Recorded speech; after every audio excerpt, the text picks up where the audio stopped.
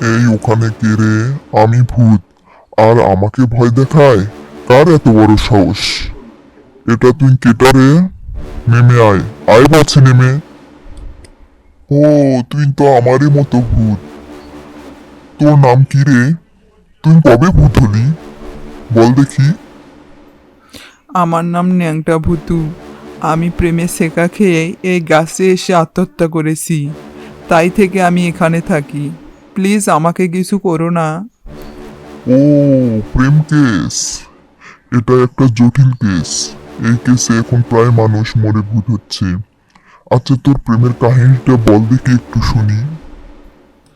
আমি স্কুলের এক মেয়ের প্রেমে পড়েছিলাম। আমি তাকে প্রস্তাব দিয়েছিলাম, সে রাজি হয়েছিল। এরপর প্রায় দিনে তাকে নিয়ে ঘুরতে যেতাম এবং নতুন নতুন গিফট কিনে দিতে হতো। অনেক টাকার দরকার হতো, তাই আমি মায়ের কাছ থেকে অনেক টাকা নিয়েছি স্কুলের কথা বলে। বন্ধুদের কাছ থেকে অনেক টাকা ধার করেছি। এরপর মায়ের হাঁস মুরগি ছাগল পর্যন্ত চুরি করে বেচা শুরু করেছিলাম। কিরে, থামলি কেন? তারপর কি হয়েছিল বল। পরে একদিন আমি দেখি ওই মেয়ে অন্য এক ছেলের সাথে বেরাচ্ছে। আমি তাকে গিয়ে হাতে নাতে ধরলাম। সে আমাকে বলল যে তোমার সাথে আমার ব্রেকআপ। কোনো কারণ পর্যন্ত বলল না। আমি অনেক চেষ্টা করলাম তাকে মানানোর, কিন্তু পারিনি। বাড়ি এসে দেখি মাকে বাবা বকাবকি করছে, মা কান্নাকাটি করতেছে। তাই তুই রেগে এই গাছের সাথে ঝুলে পড়লি?